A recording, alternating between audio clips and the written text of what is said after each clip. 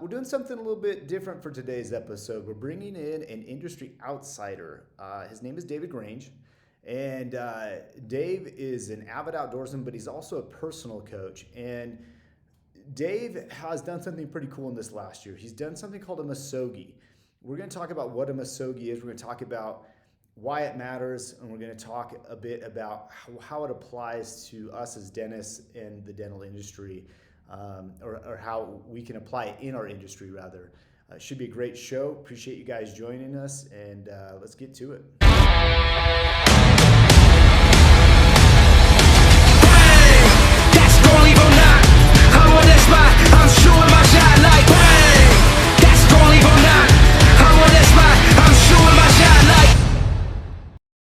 This is the Elevation Association experience. Any views or opinions represented on the podcast are personal and belong solely to the Elevation Association and do not represent those of people, institutions, or organizations that the Elevation Association may or may not be associated with in professional or personal capacity unless explicitly stated.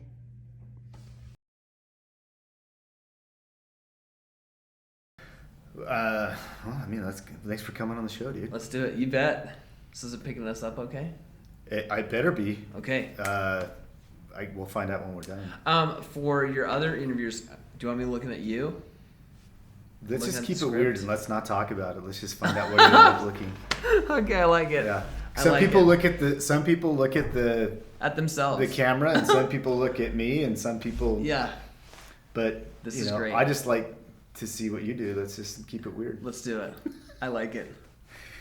Well, I mean, this is a pretty cool thing. So in the intro, I talked about. So I want you to introduce yourself.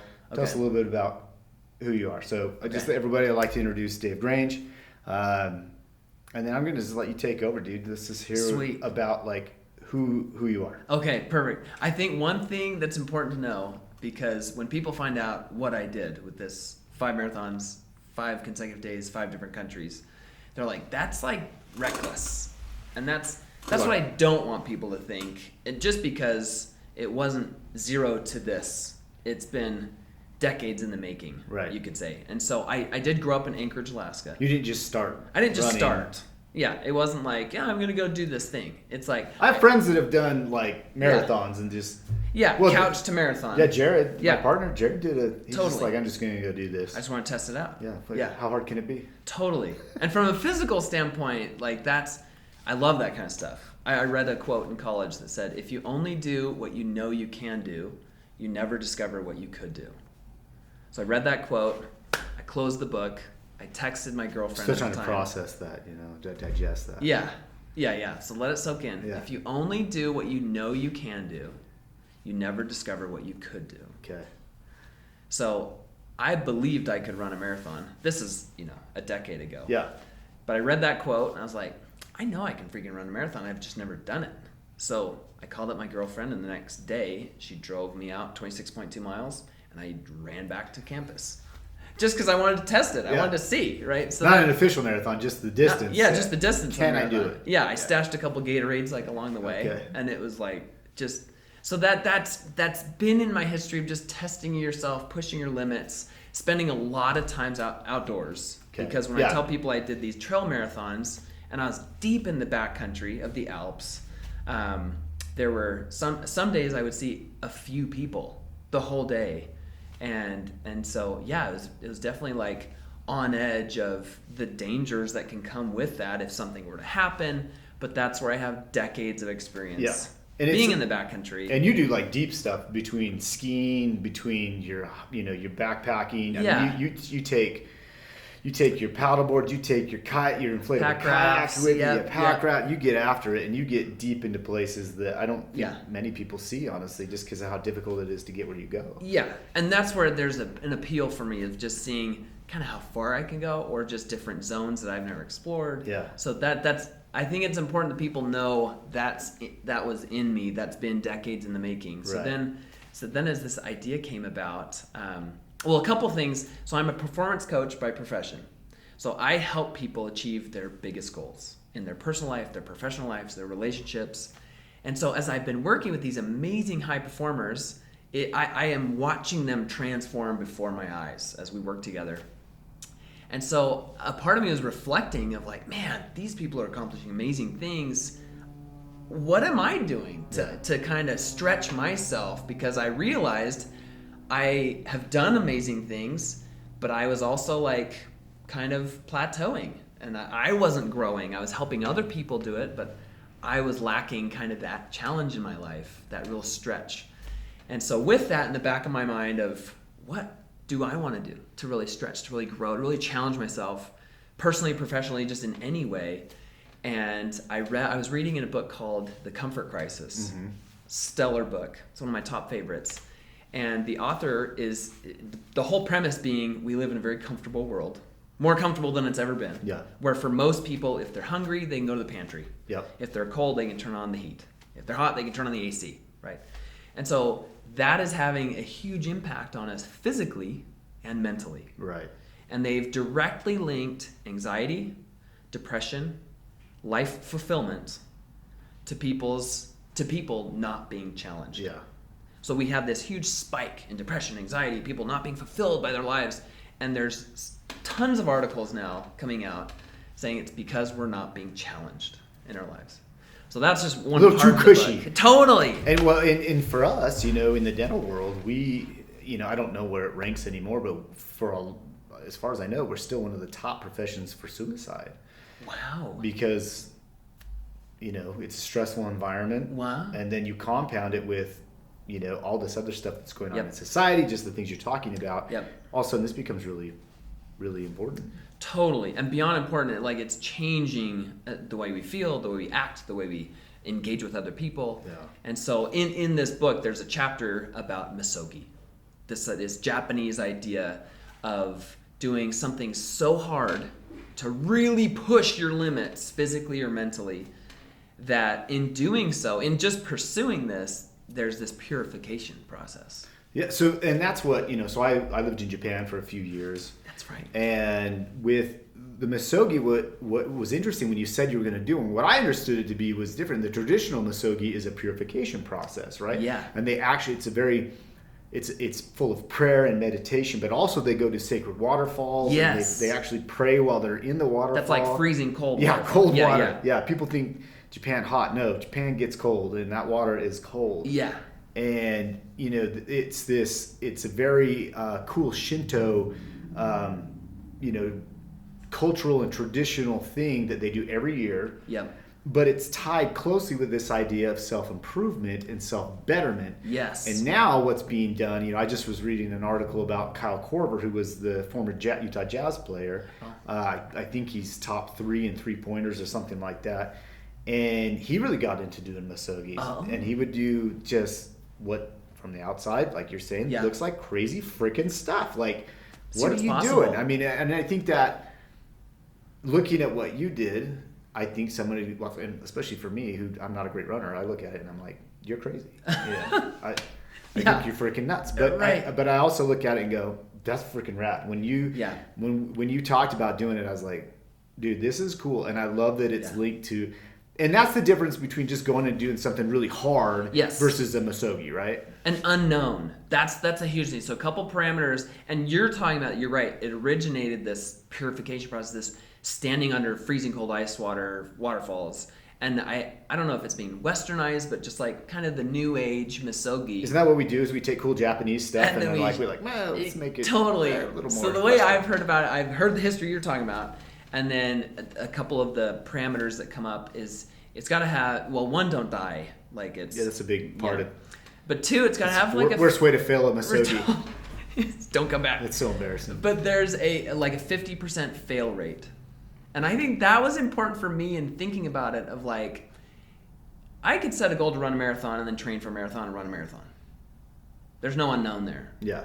So I was training to run a marathon at an aggressive pace. And then I was going to try to run 5 in 5 consecutive days. So let's talk about that in for a second. 5 different countries. Yeah, so this is a big deal because I think that needs to be laid out really. So what was your Misogi? Let's talk about your personal Misogi. Yeah. What was it? So it was birth. So a couple parameters. It's got to be solo. Okay. 50% success rate, fail rate. Don't die. Don't die. And let's see. I think that's it. But then you also, for you, it was 5 marathons, So 5 days, yeah. 5 different countries. Yep. And you're like, well, if I'm going to do this, I might as well go somewhere awesome. And you decide to go to Europe. Yeah. So reading about that chapter, also what was going on in my life is I'm married. I have 4 kids who are all under the age of 8. So you're just trying to escape your 4 kids. Right. I see how this is. Oh, okay. It's making more sense right, now. Totally. How can I get out? Yeah. No. I love my family, but I went and he's a great family. I went to the Alps when I was 18, and I've wanted to get back. And just occasionally I'll see little glimpses, little pictures of the Alps. I'm like, oh my gosh, like that just calls to me. Those friggin' Alps are beautiful. And so with the stage of life I'm in, it's a little hard to take the whole family through the Alps. So I was thinking, how can I see the most beautiful terrain in the shortest amount of time while still being intimately connected to their surroundings? And that's where I was like, well, trail running is probably the thing. So then I thought, okay, my wife is supportive up to a point with like a dude trip, right, or a solo trip. Sure. And so 9 days away, that's a long chunk of time, but doable. Right. So she was like, okay, she gave me the green light, and that's when I thought, okay, I'm gonna get to the Alps. What if I linked? There's 6 countries that touch the Alps. And I thought, what if I do 5 marathons, trail marathons in each of those countries? But 666 didn't sound as, catchy, so I thought 555 sounds good. 777 was too much, Yeah. So but that's pretty gnarly. It's not just like, oh, I'm just going to go run on the road in in Europe. It's like, I'm going to go to the Alps. So it's, to me, it's like, I mean, dude, that's pretty next level. Oh, it was, and I love a good sufferfest, but this it just kind of kept compounding where it was like, trail running requires estimated 25% more energy to just run on dirt and uneven terrain. And then I wanted these beautiful places where I wasn't linking together like easy routes. I was saying, that's a stunning mountain peak. I want to stand on that. That's an incredible ridge line. I want to run that. And so in Switzerland, for example, the trail I did or connected, it's said to be the hardest hike in Switzerland and the most deadly. So with that in mind, it was like, okay, that'll be interesting to run that. But it's stunning. Why was it so dangerous? Well, I mean, having done it now, why was it so dangerous? Yep. It's a ridge line that at times is just a few feet wide. What's it called? It's called the Hardergraat. Okay. I think that's how you pronounce it. The Hardergraat Trail. And there's multiple deaths on it every year. Just from people slipping. Yeah, so you have a couple feet wide at sections, and then it drops at times thousands of feet down to this glacial, beautiful lake and valley where you're looking across at the Matterhorn, and it's incredible. I hate heights. Oh my gosh. And at times it's so steep that there's actually bolted in chains where you're hiking up this grassy, ridge line, rocks and kind of scrambling. And all the reviews said, don't hike it in the rain. If it's raining or wet, do not hike it. And which country, real quick. Yeah, I'm getting ahead of myself. Well, we'll come back to that. Which 5 countries did you do? So starting off in Switzerland. Okay. And this was the first? That was the first one. Okay. So in order, I flew into Switzerland, Zurich, and then drove a rental car to Interlaken. Which was home base, right? The rental car was home base. The rental car is home base. And this was another thing, too, is I coach a lot of dads and a lot of husbands and working professionals who they have families. And so they don't necessarily have the bucks to go and stay in luxury hotels. Sure. And so I thought, gosh, I want to make this inspiring for myself, but also I want it to be attainable. Yeah. It's not just like, I just dropped $30,000 on this trip. Yeah. And it was incredible. But I wanted to make it really attainable. So I did it in under $2,000 for flights and everything included. That's amazing, by the way. That alone. I mean, people can find $2,000, if they want to. So I rented a car in Switzerland. That was my home base. I slept in the car every night. And then I drove to Chamonix, France, the birthplace of mountaineering, as they say. And then I drove 7.5 hours to Italy, the Italian Dolomites, and then Austria, and I ended in Slovenia. So it's starting. Okay, we're starting to see and how. I mean, the run enough sounds like a lot, but then you're like, then you're throwing down logistics plus weather, totally, and you're like, okay, I got to make this drive in time. Hopefully, nothing happens with the car, nothing exactly, and sleeping, I think, is probably somewhere in the schedule, somewhere in there. It's got to be. So, I mean, and then just health-wise, like, in my mind, oh my gosh, blisters and joints and like just muscle fatigue and all. So, I mean, this is the fact that you gave it 50-50. Oh my dude, gosh. if it was me, it would be like a 2% to 98%. 98%. Just I'm not making logistically, it. Yeah, I'd be one of the agree. deaths off that freaking mountain. So, I mean, okay, so we get an idea of just how. Yeah. And this is why I think you started off by saying, "Look, I'm not crazy. This is calculated." Yeah. Okay, so you're in Switzerland. Yep. You start there. Yep. And now walk us through the whole, take us from day 1 to day 5. So one of the big things, I wanted to go to church in Switzerland. I thought it'd be fun, and I also wanted like the extra spiritual strength. Yeah, because this is a spiritual thing you're doing. Totally. So I went to church in Switzerland, and it ended at 10 a.m. So like, oh man, that's a late start, but like, I really want to go to church. Yeah. So I went to church, and then I started my run at 10:30 in Interlaken. Ran across town, did this ridge hike, and a little bit of a late start. Oh yeah, a little bit of a late start. What that did was it set me off where now every run I was racing the sunset. Every run. So I would finish each marathon with 15 to 30 minutes before dark. So not just sunset, but dark. Yeah. And so that was a constant stressor on my mind as I'm trying to navigate every trail junction, reading maps in other languages. Yeah. I didn't know if words were saying restroom or peak or valley or lake. And so I'm just matching words on this map, trying to do these loops or these point to point and hitchhike back to the car. So that was a stressor for sure. So at first I was like, man, freaking church, Yeah. But then very quickly that shifted to I needed that extra spiritual support just to get my mind right for this physical and mental task. Okay, yeah, that makes sense. So in Switzerland, I chose all these routes based off of beauty, not based off of easiness. So in the first 7 miles of Switzerland, did you know how difficult the trail was? I didn't. So no trail ratings. No trail ratings. I didn't know it's not like there's how an much Onyx vert. for this. Yeah, right. Yeah. And I'd go to an outdoor shop and be like, hey, can you link these 2 trails? I'm like, I think. Why? Yeah. And then they're like, well, when are you going? I was like, today. Like, oh, like you're running 41 kilometers today, And so that was kind of funny. But 7 miles in, I've done 5,000 vert already. And my legs, and I'm just hot. My legs are just wanting to shut down already. This is during the summer. During the summer. This is in August. Yeah. And I'm thinking, there is no way I can do 4.5 more of these. And at that point, my mindset was zoomed out, looking at the big picture. Yeah. Of okay, I've got 4.5 more of these. If it's anything like this freaking ridge, it's going to be beautiful, but I don't think I can do 4.5 more of these. Yeah. And that's where, with anything in life, sometimes it's a skill to zoom in and zoom out. And so in this case, I was so zoomed out looking at the big picture, thinking, I can't do this. Yeah. So I had to zoom in, shift my focus. I can run to that next ridge. Yeah. I can walk, hike, crawl to that next ridge, that next point. Yeah. And so as I shifted that focus, it was like, okay, I can do the next quarter mile. Dude, that's like all of pre-dental and dental school for me. It's like I can just make it to the next week, I can make it to the next test. And Yep.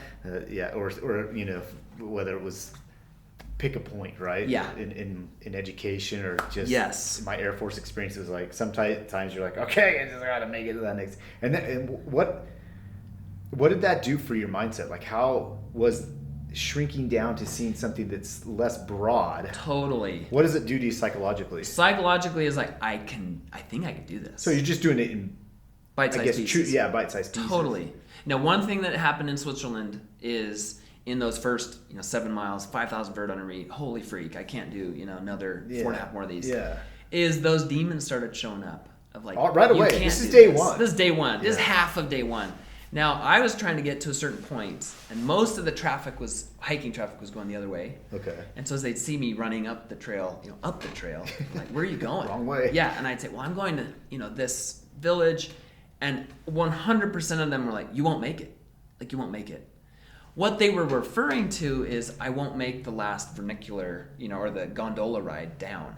Yeah, but throwing that negativity at you. Totally. It was just weighing on me. Like, it was man. as if they were saying, you're not going to make it for the whole freaking thing. Right. And so that was weighing on me, just like every person, like, oh, where are you going? Oh, you won't make it. I was like, oh, thank you. I don't speak German well enough to, tell you. Yeah.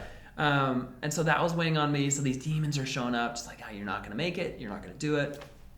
And I thought for a brief moment, like, what if I just do 5 half marathons? Like, that'd be cool still. Yeah. But I knew that wouldn't be a stretch. Like, I knew that wouldn't be the challenge that I was wanting to. I knew it was possible to do half marathons. Yeah. I didn't know it was possible to do marathons. So this is mental fortitude at its finest. Oh my gosh. I freaking love anything that stretches you with your mental fortitude. You know, I think that it's, if you don't have stuff in your life that's stretching your mental fortitude, you're not growing, man. Like you're either devolving or you're getting stagnant or something. So totally, I love that right off the bat that you're like having to make. It's a choice, right? It's a choice. I mean, I haven't done anything like this, but I've been in situations where you gotta be like, quitting's not on the table. Exactly. So we got to get solution minded here and start blocking out the crap, start blocking out the freaking naysayers. And even if it's in German. Totally. Okay, so now you're at that point where it's like I got to make a choice. Yeah, you're at the crossroads, and right? I hated those demons. So that was where I thought about, what if I do half marathons? And then I thought about going home. And like returning and saying, I did 5 half marathons. Still, that's awesome. Yeah. But for the people who know me and who knew that I said I was going to do 5 marathons, like, there's no way in heck I'm going to return home and not do what I said I was going to do. So that's where I made that decision once and for all. I will not stop until I do my marathons unless I'm broken. So it's like I either finish or I'm broken, but those are my only two. And never again, Dan, did those demons show up. It was like I was in it. I needed to come up to that, that decision point. Hit that crossroads. And make my once and for all decision. And then it never showed up again. So there I am in Switzerland. One interesting thing too with Switzerland is I went out. I was going to do point to point, but instead I went out 13.1 and then came back. One of the reasons being this huge freaking black storm swallowed the ridgeline. And I was running away from it, and it was going to catch me, and then I was going to stay in it longer. Yeah. Or I could... Where you're not supposed to go where it's slippery? Right, exactly. Where you're not supposed to go where it's slippery. So I turn around, and it's lightning, thunder, flashes, a wall of rain. That'll motivate you to run. Oh, my gosh. But the thing is, I had to go through it. It's like it wasn't going around it, under it, over it. I had to go through this thing. And lightning, like it would flash and I'd cover my ears because very quickly it would be like the bang. It was that loud. And then meanwhile I'm getting pummeled with rain, like standing under a shower. Yeah. Just like pummeled with rain. And then I keep in mind I'm in running shorts and like a windbreaker, and just, getting soaked. So that's what I'm looking at to get back. And that I was saying a lot of prayers at that point. The hikers had gone, so I didn't have anybody to... Nobody's crazy enough to be out there. Man, apparently. But so I was minutes away from turning around and going back to some cows that I saw a ways back. I was like, well, they would be bigger conductors. Yeah. So I was going to lay down in this field next to these cows. Let them get hit. Thankfully, it kind of cleared. I saw some blue sky behind it. So I said some more prayers and it went over me, soaked me, but it went over. So then I kept running, made it back. And long story short, from Switzerland, got back to the car and I was like, holy cow, one down, baby. Let's do this. So with each marathon, again, 15 to 30 minutes before dark, I'd get in the car, I'd go get a pizza, anything, food, water, and then I'd start driving to the next country. So I'd drive a couple hours down the road and then pull over, fold down the seat in the back, make a bed. I brought a backpacking thermarest and sleeping bag, so I'd cozy up sideways, in the really back comfy. It sounds amazing. It was posh, right? Sounds super comfy. Totally. I know that if I ran that far, what I'd want is a thermarest, a 1-inch thick thermarest in the back of a car. Totally. How tall are you? 6'1". Yeah. Okay. So just squish in there. Nice. So it was cozy. Yeah. That's the word. It was cozy for sure. I was just grateful one was down, and then I also at one piece of equipment I did take for the first time was called OmniWear. and it's like compression sleeves for your legs. Okay. The idea is that it compresses, but it's also made with a material that attracts heat, so it attracts your blood, so it quickens your recovery. I've never used it before, but I'd sleep in them because I thought I need every advantage I can. This episode brought to you by Omniwear. Omniwear, thank you. Yeah. Yes, they were awesome. But I'd wake up in the morning, I'd take off my sleeves, and I'd like feel my legs, and I'm like, okay, I think I can do another one. It did work. And so I did it again. I was in Chamonix, France. Beautiful place, incredible, huge mountains, massive glaciers. I mean, you were right at the base of them, so you'd like crank your neck to look at these incredible peaks. And one miracle that happened in Chamonix is I had the route kind of in mind, and then as I was running, I was about 5 miles into the run, and I ran over this little map, like a ski map. Yeah. And I thought I don't have the space like to pack garbage out. Right. And so I ran over it, went 20 feet down the trail, and then had the ping of like, maybe I should pick up that map. Picked it up, used it at every trail junction for the rest of the run. Like, miracle. Dude, that's pretty cool. Miracle. Actually. Yeah. Like folded map, just where I needed it. That's almost. I mean, come on, man. I You know. found a freaking map By that you divine needed. design on my Misogi, Yeah. and I used it at I kid you not, every trail junction. I was like, oh, I better pull that out. And, Dude, that's confirm. crazy. That's pretty crazy. Oh my gosh. So miracles like that. Another miracle too, after 137 miles, which is what it ended up being, 40,000 feet of vert gain, which is equivalent to doing Everest twice. No blisters, no hot spots, no chafing, no rubs. And that for me was like miracle as well. Like I know people back home are praying for my safety and my ability to do it. And it's like, that's where I felt miracles. Yeah. Because I'll go on a hike for 3 miles and come back with a blister.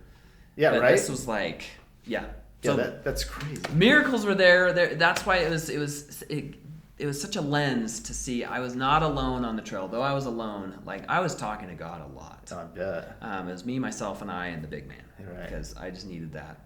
And I felt that. So that was a cool part of Chamonix, that miracle I think of. Beautiful trail, but to pack these all together, then I finished that, again, 15, 30 minutes before dark, got in the car, got some food, got some water. At this point, the restaurants were all closed in Chamonix, and so I saw a teenager on a bike, and I was like, hey, where's a gas station with food? And he's like, oh, yeah, there's one like 3 miles down the road, or 3 kilometers. And so so I found that one. And so I was eating like gas station food with like ham and cheese sandwiches, any fruit, like muscle milk. Yeah, you and Babe Ruth before running on hot dogs and pizza. Anything I could like shovel down my throat, and I'd be like pounding food. And Nacho power. Yeah, and then I like drive and then pull over, sleep right next. And after each one too, I'm like jumping in rivers to cool off or to bathe. Try to clean up a little. Totally. And then it was that was a 7.5 hour drive to then Italy, the Italian Dolomites. Now, Italy was a standout for one reason being, yes, it was all beautiful, but two, I was 20 miles in Italy. I had gone through 3 rainstorms that completely soaked me. And it was right on the edge of temperature too, where it was like, ooh, like if my body doesn't warm up, this could be hypothermic. And I was running with a 5-liter pack, which is tiny. Yeah, that's not a lot. It's like a fanny pack for most people. And so I didn't have layers. I had a shell, and that's it. And I had like a buff, right? But I'm 20 miles in. I'm behind this mountain range, and this massive storm comes in Another again. one. Black clouds swallowing the horizon, and I'm chasing the last like hour of sun, and I've got miles to go. And it's pelting me with rain. At one point, I'm like huddled under a tree, with my, hood on, but I'm just getting soaked. And I thought, there's no point in me waiting, and I don't have the time to wait the storm out. Like, I've got to run. Right. So I started running, and again in this canyon, like you'd see the flash and immediately cover your ears because it would echo like a cannon boom through this canyon. I've been around that kind of lightning storm. People, you can't appreciate how loud that is until you're in it, man. It is unreal. I mean, it's cannons going off. Yeah. And then that one, and no one is around. Like, no, I don't know if it was because like people were, the weather's gonna be crap today, like we're not going out or what. But no one's around. I'm soaked so much, my map was deteriorating, At one point, I crawled under a bench to be able to pull my map out to even look at it without it getting just soaked. Yeah. And it was kind of like my last look at the map before it was destroyed. And I'm like looking ahead at the trail junctions, trying to figure it out. Thankfully, I ran into a guy who was out there, and he said, yeah, you've got like 5 kilometers to the top of this peak, and then you need to descend down. So I knew I had some miles ahead. Jeez. And it ended up being a 30-mile run. So that was one that lesson to me, like, when you hit your goal that you think is supposed to be like 26.2, yeah, I ran my marathon. It's like, oh, but I'm still behind this mountain range. Yeah. So that's where it's like, regardless of where you think your goal is, sometimes you just need to keep freaking running. And this is day 3, so this is your third one, the end of the third one, extra long. Totally. So I finished that. Thankfully, I was able to get out before it got pitch black. And when I say get out, I got out to a paved road, which then I followed out the rest of the way. And I was trying to hitchhike. A couple cars passed me, and it's like pouring rain. I'm drenched. It's dark. And their lights would hit me, and I'd, please. They go, no. And then keep running. So that one was a 30-mile run. All of these marathons were averaging 8,000 vert per run. Holy cow. But just like, it was also so empowering of like, we're doing it. I'm doing it. Yeah. And I say we because it really felt like me and God. Mm-hmm. Like, we're doing this. So after Italy, then it was on to Austria. Austria was incredible. Like these incredible areas were so aesthetically stunning, but what I didn't anticipate is them being so remote. Like I thought, like, oh, these trails are in Europe, the European Alps. Like people have been hiking these trails for hundreds of years.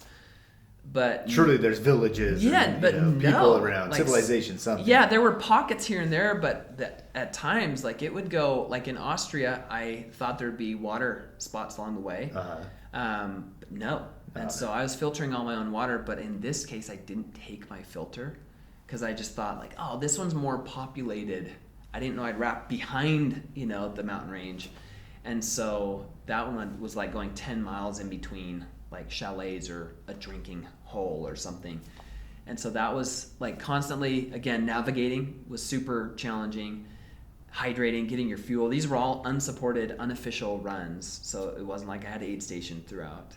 And then, so the navigating, being alone, I didn't have anyone to be like, hey, Dan, do you think it's, this way or that way? Right. It was like, hey, me, myself, and I, and my intuition. And or even just saying, hey, you're doing a good job, keep it up. Oh, any of that. Yeah. Any of that. It was just so out there. That people that watch, you're familiar with Alone. Yeah. Yes. And people are like, oh, I could do that. I'm like, oh, really?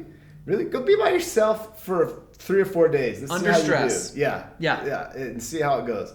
Totally. There is something about, we are social beings, and we need that companionship. We need that interaction. And what it does to you psychologically, it's crazy, right? Oh, it was, and that's why in Slovenia, I'm on my last, I had 3 miles left to go. In Slovenia, I don't know if they believe in switchbacks in Slovenia. It was, just go straight up. It was straight up, like 2,000 vert up a scree field, and then you drop down the other side. And it was like, oh my gosh, it's a leg crushing kind of ascents and descents. And I'm in the last 3 miles. My knees hurt just hearing. Oh my gosh. Yeah. But the navigating was tricky, the just rationing your water. And this time I had my filter in Slovenia, but I'm on the tops of these mountain peaks and ridges, so I didn't know when my next water was. And so, you go 8 miles between water. And when you're running in the heat of summer, like you're trying to guzzle. So then I'm rationing it. So you're rationing water. You don't know when your next water is. You have the few bars in your pack. And meanwhile, weather's coming in, navigating everything else. But I'm on the last 3 miles and my watch buzzes because I get a text from my wife. And I just looked at my watch and I saw from her. Yeah. And it just bring on the rain, from my eyes. Yeah. It was just like the emotions of it. Yeah. And just knowing someone was on the other side of the world after being, alone for 5 days now. Yeah. Backcountry, stressed, worried, running for your life in these lightning storms and rain and just hoping you get off the mountain, and then to get a text from your loved one. And that was waterworks. And at that point I was so deep in the pain cave that I remember like yelling to myself aloud on the trail, like, I can cry or I can run, but I can't do both. Yeah. I can't do both. I need this energy from my eyes crying to make my legs work. Yeah. Because it was so deep and so. Yeah. I mean, how tired were you? This is day 5, right? This is the last one. I don't know if it was the leg crushing descents in a sense, or the trails that were they were like goat trails at times, where it's just uneven. There's cow holes, potholes. I can't believe you didn't roll an ankle. Oh, that was another miracle. I fell once, and it was in Slovenia, and I was jumping over a root, and there was this branch. Oh, no. So I was ducking a branch and jumping over a root. The root got me. I laid out, thankfully on like a flat, no rock section. So it's just like dirt. And I make it 100 yards down the path, and I had the little thought, hey, check your phone pocket, which was right here. So I checked my phone pocket. It's gone. My phone. I'm on my last run, and I need that to find my way back to the car. And for everything else. Yeah, not to mention getting home. Right? So I feel that. I'm like, no way. Don't freak out. Don't freak out. I turn around, say a prayer. I walk back on the trail. And maybe it was where I fell. So I went back, and right on top of these leaves is my phone.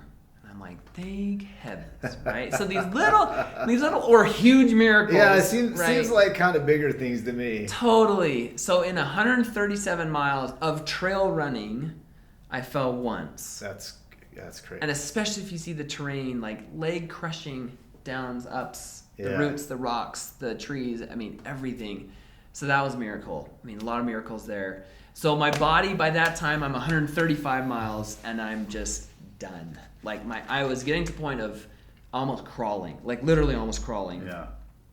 And I was telling myself, like, okay, I'll run, a quarter mile, and then I'll walk 100 steps. That's my reward, my intrinsic or extrinsic rewards for that. And so I'd do that, but then I walk 100 steps, and my body would shut down while I was walking. So it's like, if I'm not moving bigger movements, then my body is shutting down. Wow. And so then it's like, okay, it looks like I'm running this, and jogged it, finished out, but it was fighting the tears for the last 3 miles. Wait, how much pain are you in at this point? It was more like, it wasn't any one area. It wasn't like, oh, my knee hurts. It was just like my body wasn't working. Yeah. Like it just when you see those videos of guys like crossing the finish line and they're like, yeah. Like it wasn't that bad, but it was all I could do to not look that bad. We've all had the nightmare where you can't run, you feel like you're in mud or whatever. That's how I picture it. You're just like trying to force your limbs to go. Oh yeah. And I'm counting like the quarter miles, and I'm like, okay, that's one lap around a track. Like I can do that. Just bite size. Just bite size. Totally. And that was the biggest suffer, just mentally and physically at that point, because I think mentally I knew I was close. So I was like, oh, just be freaking done. Mm-hmm. But I hit 26.2, and I immediately stopped my watch. I was a couple miles from my car, and I just held out my thumb. And the nicest guy picked me up, and that was awkward too, because it's like, don't look like you're on drugs. Because I'm like, body's literally shutting down. I have shakes from being sunburned, cold, wet, everything, and I'm, hey man, doing everything I can. Be cool. Don't look like hopped up on something. And he picks me up, drives me close to my car, and then dropped me off like 100 yards from it, because then he didn't have to take the exit. So I get out and I'm walking back these last like 100 yards. At that point, I pulled out my phone, just took a little video, like I freaking did it. Yeah, I freaking did it, and I cut the video off quick because I just felt this flood of emotions, of not just the physically doing it, but mentally being tested, at that level where I felt like I was surviving for the past 5 days I was being chased by dangers at every corner, threats. Yeah. You're running for your life, what it felt like. And I never felt like in danger, but it was just the environment, the situation, being alone, getting lost, feeling like that feeling. So then I have my car, there, and I'm walking to it, and I'm done. Yeah. So that was just an incredible moment. And at that point, my body is uncontrollably shaking. And I get back to the car, and there's a drinking fountain close by. So I go to it, and there's several families around this drinking fountain at like dark. It's like dark. And so I do my best to not look crazy. Yeah, cracked out. So I'm, getting my water bottle and filling it up. And they said something to me in German. And I was like, oh, nice day. Just so they knew I spoke English. Yeah. Didn't speak German. And then that was it. But they were watching me closely because I'm, it was all I could do. So I finished up, I got some water, got some fuel, and then found a good spot to pull over. And I stayed in Slovenia that night because I wanted to recreate the next day, rest. But I brought a pack raft in my carry-on backpack because I wanted to paddle around a little bit. Yeah. So Love it. I had some fun ahead of me, but it was incredible. And one standout too from these is early on the miles were they were this task that I had to do, and then I had to shift that because I was like, oh, only this many left, only this, or I have to do this many left. But instead of a task, it was a privilege. Like it was such a privilege to be running these, to be where I am, to be testing myself physically, mentally, and that shift just lightened it all. Where it was just, hey, this is not some penalty that I'm having to do. This is a privilege. Mm-hmm. And it shifted that lens. I think oftentimes we have big goals, but when it gets tough, it's like, oh, what a burden. Yeah. What a task. It's like, yeah, it can be a task, but it can also be a privilege to grow your business, to strive for that next position. Right. To try to grow and expand your reach, your impact. Yeah, it's going to be tough, but if we have that focus or that mindset of the privilege, the gift that is, things change. So how did you? So I've been really lucky. I've been able to do. So I've been able to do a lot of cool stuff. One of the cool things that we did was race the Baja 1000. And that sounds, compared to what you did, sounds really easy. It's like you're in a vehicle, you're just sitting down. How hard can it be? And it's like that freaking race is fraught with so many challenges and just crazy crap that comes up that you're like, what is happening to us? Oh my gosh. And there is that point where mentally you start to get tired, right? Physically it's one thing. Totally. Right? I feel like physical fatigue you can kind of fight through in a lot of ways, but mental fatigue, then it becomes harder to fight through the physical stuff. So how did you how did you get to the point? How did you train your brain when you came to that crossroads early and you made the decision, right? So and really it comes down to that decision like we talked about. How do you keep yourself mentally on the path and goal-oriented when everything in your body, everything in your brain says, just stop, give up? How did you get to that point? What did you do? Oh, that's a great question. And I actually just recently read a quote by James Clear that I read it 2 days ago. I was like, oh my gosh, this is it. This explains how we can do stuff like that. And the quote is, what we do on our ordinary days determines what we can achieve on our extraordinary days. I love that. Okay. That's freaking What sweet. we do on our ordinary days determines what we can achieve on our extraordinary days. Mm-hmm. I did not make that decision 7 miles into Switzerland. Right. Yes, I made that decision. I had been testing myself and stressing myself and training physically and mentally to then, that was my extraordinary day. Mm-hmm. But that had been practiced on my ordinary days with my morning workouts, with my discipline, with everything, anything that could require discipline. But one thing I think of is, for months, I was, the last 30 seconds of my hot shower, I'd turn it as cold as it could go. So I don't cold plunge, but I was turning that as cold as it could go. Yeah. And it could be middle of winter. And it's like, oh man, it's 20 degrees outside and I'm doing a cold shower, But I would do it because I didn't want to do that. But if I could just break that down and flex that muscle of doing things we don't want to do, but know we need to do it. Yeah. So all those little things add up. Saying no to that second brownie, You saying yes to that morning workout when it's cold and dark and snowy outside. Like all of those little things build up. And then you have this reservoir of ways you strengthened your ordinary days for that extraordinary moment. Well, I think too with you, if people were given an opportunity to look at your Facebook page, for example, right? Oh, yeah.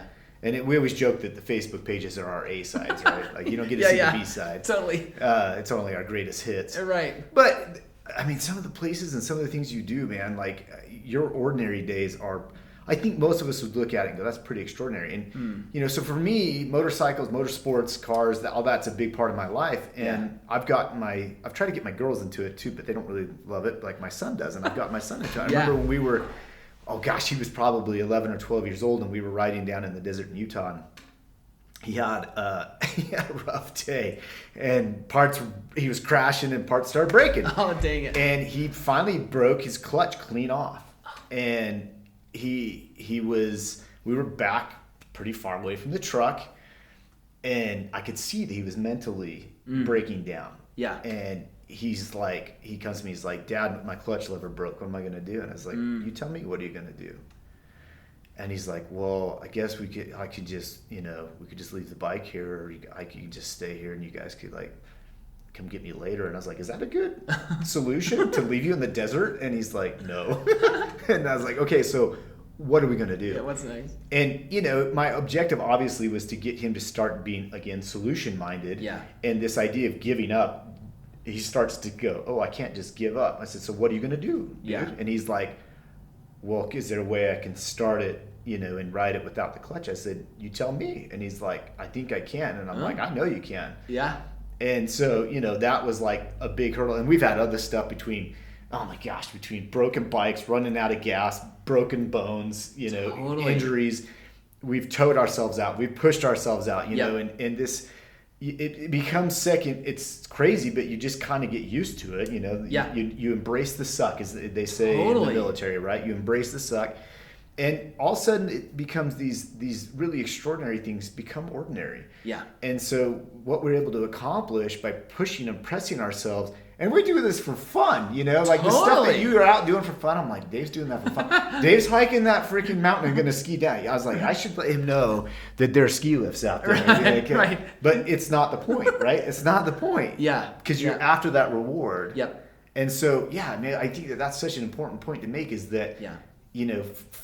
I think for the majority of people, doing what you did is beyond extraordinary. But I love that you've elevated your game to the point where it's like, no, this is for me to be extraordinary, I'm gonna have to do something freaking crazy. Like, this is nuts. So, and like you say, that mental fortitude, it's not happening overnight. It's like not one decision. This is this is many years of building up your mental strength and allowing yourself to do, and physical strength for that matter. Physical, mental, and so to your point too, it's just bringing up like the importance of challenging ourselves regularly. Yeah. Regularly, like daily, weekly. What are we doing? And it doesn't always have to be physically, but mentally, spiritually, emotionally, in your relationship. When you have every right to be ticked off, but you choose to be patient, or you choose to be loving, and all of those things are the mental and physical and spiritual and relationship discipline muscle, and you can draw them all out of the same bank. So along that vein, let me ask you the direct question of what was the biggest challenge or challenges that you faced during your Misogi? Biggest, like from a very like almost tangible way, navigating. Oh. Like navigating alone, solo. Every trail junction was like, oh, pull out the map. Because it wasn't also the way at least the way I was trying to read it, but it wouldn't say like, I'm hiking to this peak. And you wouldn't have signs that would say, oh, this peak this way. Yeah. Every trail would say, oh, well, this lake is this way. And then you'd have to run to that lake then that lake would say, well, then that ridge is this way. And then from that ridge, then that peak is there. So like their signage was just different. Yeah. Whereas here, it's like, oh, this peak this way. Yeah. At every trail junction. So there it was constantly, so sometimes it was minutes, trying to decide, well, what part is it? And so navigating was just a huge, huge challenge there, like from a very like tactical standpoint. That's such an analogy in that, right? The navigation, like navigating your marriage, navigating your business, navigating. Because how many times is it like, as we work with our clients, it's the same thing. It's like, oh, I want to get to this goal, and it's like, okay, well, you got to get to this lake first, and then you got to get to this peak, or this other trailhead, and then wow, that's metaphorical. Your perspectives change. That's deep, dude. Yeah, that's right. I was going for deep. I guess what are the biggest takeaways? Yeah. I mean, I know that's a broad question, so and I think we've hit on it mentally, emotionally, spiritually, physically. But what were the biggest especially now you've had some time to really let it marinate and sit. What are the biggest takeaways for you? One of the biggest, so coming back from my Misogi, from this adventure, it was so empowering for me that what started off as like, I want to see more of the Alps. Yeah, this would be a fun challenge. I did not have any idea how deep and how incredible, life-changing this experience would be for my perspective, for my beliefs now in myself. Yeah. So as I come home from this, and I just trained for, planned, and executed the most challenging thing I could ever think of so far in my life, and I did it. Does that change my lens? Like, heck yes. Well, now what can't I do? Yeah. And I say that not a prideful way, but in a like, I feel so empowered. Yeah. Like if I want to grow my business, have a better relationship, start something, serve in a new capacity, like there is no doubt I can do it if I train for it, if I make a plan for it. And even if I do fail, I know I can push myself to a whole new freaking level now. So that for me was like the gold from it. And coming back and then working with my clients where they're telling me, yeah, Dave, I'm trying to do this, but I'm just stuck. And I'm like, bro, you know, like take action, you know, what's our next step? What's our next ridge line to get that perspective, to get this momentum, to keep going. And so I've had like almost tame back, you know, my coaching so I don't just like attack people, you know, with wanting to help them grow. Well, you're probably excited about it. Yes. You feel empowered. You have this newfound self-confidence. You know, and you're like, you can have this too. Absolutely. That's probably hard to be like, rein it in and be But methodically, okay, what's our steps? What's our plan? What's our process? Let's attack this. And that quote by James Clear too really does come back to, you know, what we do with our ordinary days determines what we can achieve with our extraordinary days. And the ordinary days, I think of like ordinary habits. Like what are our habits that support our growth, that support our learning and challenging ourselves? Because if we don't have systems in our life to challenge ourselves, it's in our DNA to seek comfort, to seek the path of least resistance. And that's sneaky, because all of a sudden you're like, oh wow, like the past month, every night I've watched Netflix, and I've stayed up late just scrolling, and I haven't planned. And so I just kind of show up to my job, to my relationships, to everything. And I'm not saying that's a bad thing. We've all been in that place. Sure.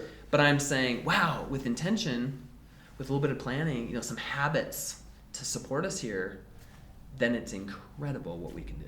So why do you think it is that, so you know, as we work with clients, as we work with people with Elevation Association, we're trying to get them to be goal oriented. We're trying to get them to become, you know, pursuers of dreams, not just letting life happen to them, right? Totally. So why does that matter? Why, if we're talking to a group of people, right, and this is going out, you know, and we're saying, there's life is better if you do these things, right? How do you convince someone that is deep in the comfort zone? And they're like, why would I go and take myself out of this super comfy place? Totally. Why would we do that? So that's the question I'm going to put to you. Like, what would you say to someone that's like, what, where's my motivation? Why would I care to do any of that stuff? Well, and they've got to know the why. And I think of one experience I had in training for my Misogi was I came back from a mountain bike ride, and my daughter was like, Dad, she's 5, and she said, Dad, you're always so excited when you come back from your adventures. If a 5-year-old can notice that I am different when I come back from a ride, that's not just Dave's out biking again. It's like, no, I'm a different dad when I do that. I'm a different dad when I take time for me. I'm a different dad when I show up intentionally. So that's where, for me, a big why was to show myself and to exemplify to my kids, we can do hard things. We're made to do hard things. And is it any wonder that my 5 or 7-year-old would come up to me and say, Dad, I thought of a good challenge today. I'm going to run around the block 4 times, you know? And it's like, is it any wonder? You know, if they have a parental figure who's pushing themselves visibly, physically, emotionally. And so that was my why. So I think of with anyone who's in that comfort zone, for me, it's painting. If I'm coaching a person like that, I would paint a picture of what does that future look like? The goals you have in the future, would you achieve them if nothing changed in your life right now? And it's like, yeah, your yesterday's routine that you had, is that going to help you achieve this dream of yours down the road? So helping them see that picture. Another thing is just mentioning the systems. And James Clear's all about the systems, where he's like, we love systems. It's not about goals, it's about the systems. Yeah. And the example he shares is if you have this motivation to clean your room, right? You clean your room, you deep clean it, you clean the floorboards, you put all your clothes away, and it's like, oh, perfect. And then 2 days later, you're like, what the heck? You know, it's a bomb went off in here. And he said, well, your systems didn't change. Your habits didn't change. So yeah, you had the goal, the motivation in that moment, but motivation's fleeting, right? But your systems will sustain you. And that's where, as a coach, I help people create systems. Yeah. As leaders, if we can create systems for success, habits for success, from an individual level and as a collective level. But if all your people coming together all have good systems, so they're showing up with their best minds, with their best hearts, with their best whys and understanding of that, like look out, they're gonna make waves. So how do you guys like you and me, how do we motivate so ambivalence is taking over, right? So we talked about that early on in this, and there's so much ambivalence in the world today, and people, and then you have just entitlement that is rampant. You know, there's some real challenges that we're faced with right now, and how do we overcome? How do we get people to get motivated? How do we motivate them to overcome the ambivalence that is just put? I think especially after COVID, it's just got a chokehold where it's like, you know, I'll take my hand out, I'll just cruise on through. How do we overcome that ambivalence? Well, it's so individual. What I found in my coaching, at least, like each client's different. And so that's our role as leaders, is to understand that about them and provide a variety of ways to connect and help them see that. So with some, studies will say that we're more motivated by what we don't want than what we do want. So it's like, hey, Dan, you want that six-pack? It's like, yeah, I'll get there. You know, I'm still working out. Hey, Dan, you want that high cholesterol and like risk of a heart attack and, you know, cutting some years off your life to be away from your family? It's like, heck no. Like, I'm hitting the gym. You know, I'm watching what I eat. So it's if that's the maybe lens that you need of like, running away from the pain versus towards the gain. You know, if that. So what are people motivated by? And a lot of times it's more so their pain versus their gain. In coaching, they say that people pay for their pains, not their gains, in a similar way. Like, they're paying me to help them solve their problems. And yes, achieve dreams and goals, and that's all great. But what's the problem? What's the issue? What's the challenge that they don't want in their life? And the people I work with, I'm sick of living under my potential. I'm frustrated by that. Like, really, when we talk about it, that's what they're bored of. But that's cool, though, that they have at least the vision to know, I'm not meeting my potential. Well, and sometimes that takes some facilitating to help bring that out. Which I think a good leader does, right? Exactly. So, and that's really something that I think is, as business owners, you know, one of our big things is we're trying to take people, and dentists have so much to do. You have to be a clinician. You have to be a lot of times you're the business owner. You've got to be able to be a marketing guy. You got to be all these, or gal. You've got to be all these different hats that you wear, right? But leader is one of the big ones. And, you know, as you're sitting, you're talking about all this, you know, as you get employees, you almost want them to have, well, you don't almost, you definitely want them to have the reward of the challenge, right? So being in the dental field is extremely challenging, whether you have associates or hygienists or assistants or front desk or whoever it is. As their workload gets harder, you're asking them to do different things.